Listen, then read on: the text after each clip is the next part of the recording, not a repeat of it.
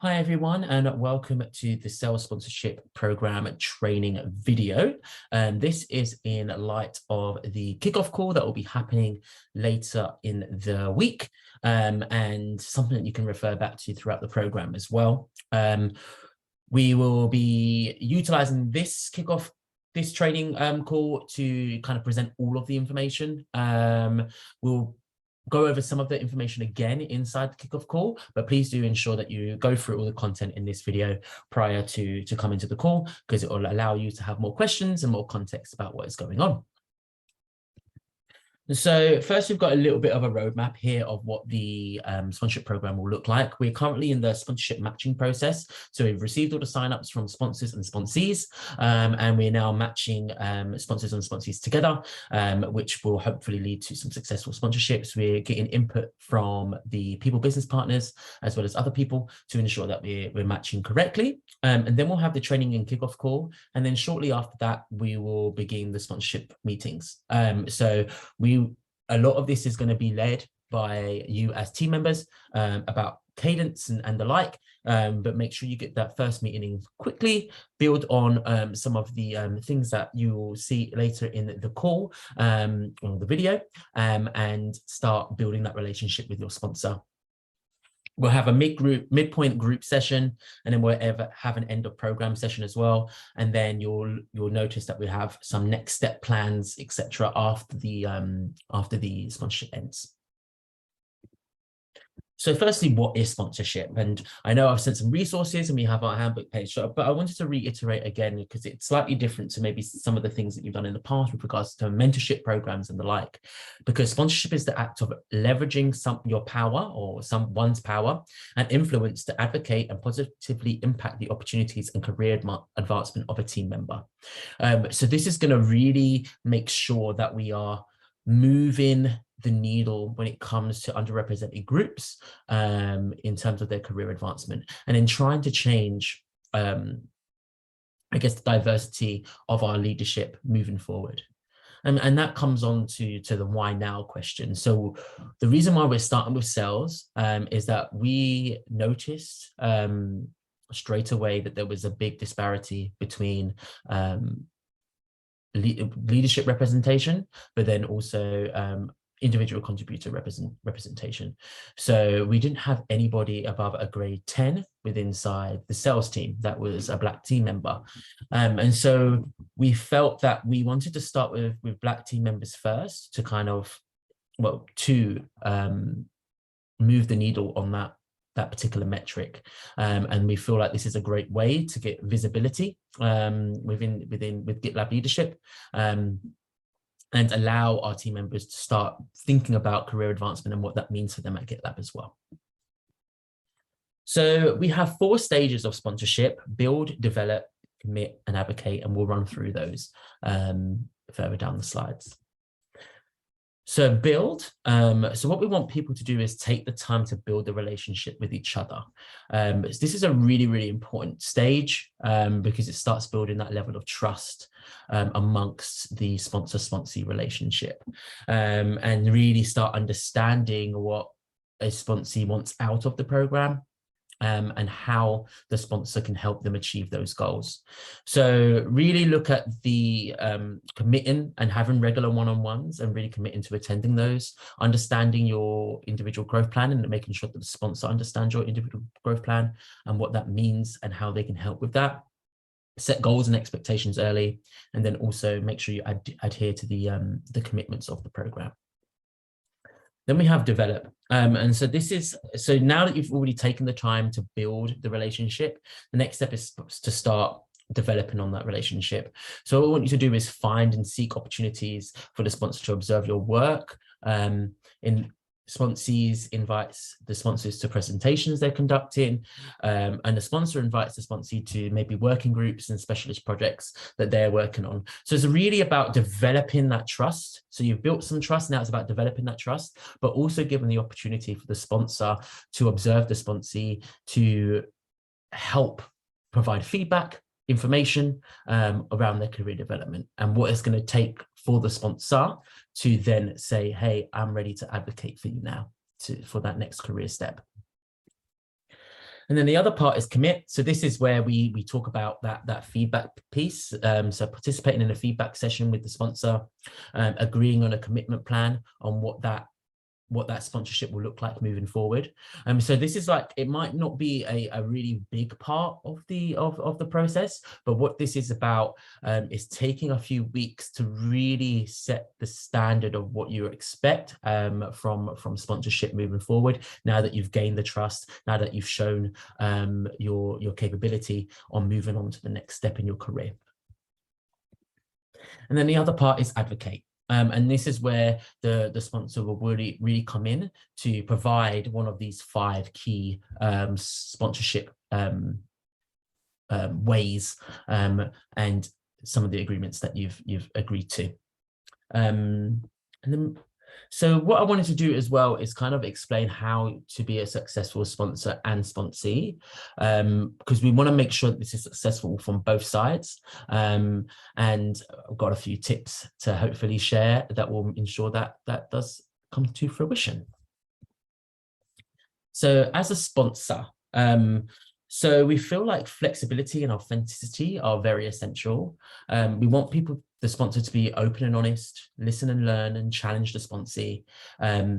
We understand that there may be cultural differences and there may be uncomfortable conversations. We want people to lean into that discomfort and start learning about some of the areas that may be unfamiliar to them. Take risks with the relationship. Advocate for the sponsee with intent. So really understand what the sponsorship that you're providing is going to lead to, and ensure that it's not something that is fluffy. That's the best way to put it. Give feedback as appropriate, and then also do not engage in flat work. So don't let the relationship develop without anything happening. Really be intentional about making sure that the relationship is really working.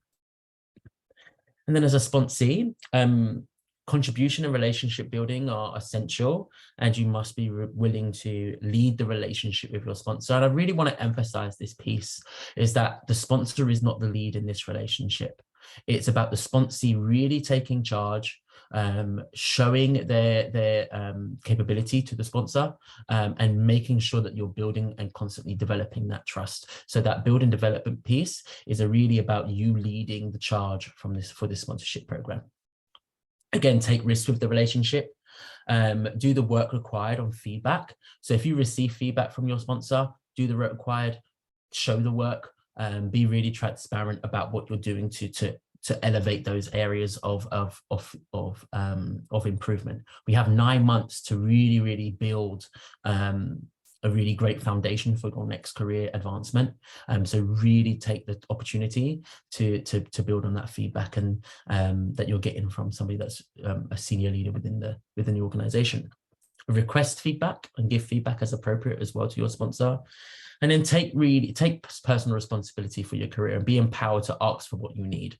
And this goes back to the first piece of leading the relationship with your sponsor. This is about you and what your next step looks like, and you broadening your horizons and what you want to do with your career moving forward. So ensure that you're taking this opportunity to ask for what you need, whether that's specialist projects, career advice, feedback. Make sure that you're truly leading that. And then the other piece is hold each other accountable. So we have our accountabilities and commitments for the program. If you feel like you're not getting and the relationship isn't proceeding, hold each other accountable. Say, look, and provide that feedback. Feedback is an integral piece of our transparency value here at GitLab. So make sure you're utilizing that as well and hold each other accountable to ensure the success of this relationship. Set expectations early, as I mentioned. Really make sure that you have your individual growth plan ready and raring to go, and then set expectations of what you're hoping for out of the program as well on both sides. And so, yeah, it's important to set the expectations. So sponsorship does take time. This is why we have a 9-month program. We're not expecting this to happen overnight. So this is a 9-month program. And the way the BDCA process works is that it might be build, develop, build, right? So there's going to be, might be things that happen along the way that means that you have to go back a step. It might be that you go develop, commit, develop, right? And so we really want people to understand that this is a ongoing agile process before we reach that sponsorship stage. Immediate promotions and advancement are going to be awesome if that's a result of this particular program, but that's not going to be the end goal. And we want to just kind of make sure that people understand that it's about readiness. It's about making sure that you ultimately are ready to take that next step when those opportunities do arrive. High performance is a critical element of sponsorship, so maintain your performance standards.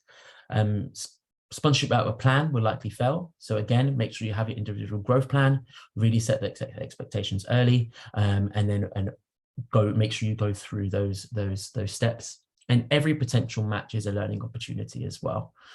So really take the opportunity to get to know your sponsor, ask the questions that are relevant, and get some real visibility in terms of what is happening at GitLab from a really leadership level. Commitment reminders.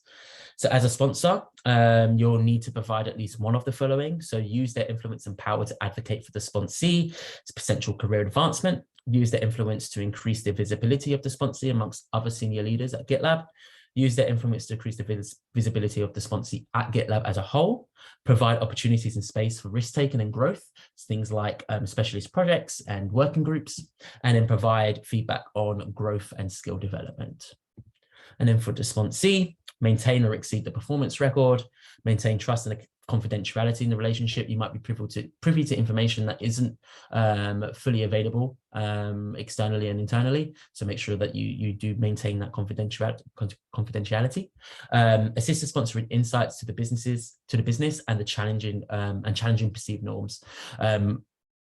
As individual contributors, or especially on the sponsee level, you're going to have certain insights that maybe senior leaders don't have yet. So really make sure that they understand that, provide the feedback that you're getting from your peers to help improve GitLab. Be an ambassador for our credit values, have aspirational goals for career development within leadership or as a senior IC, have a growth mindset and continually learn, have the ability to take on special projects which will impact their growth, make themselves available for opportunities and stretch assignments, and consistently perform at or above the performance bar as mentioned. So if you have any questions on this, please do put them in the agenda doc for our kickoff calls. Again, I will be running through these slides in a little bit more high level on the call for 5 or 10 minutes to make sure that we don't miss any questions live. But yeah, I'm so excited about this proceeding and moving forward. If you have any questions, put them in the doc.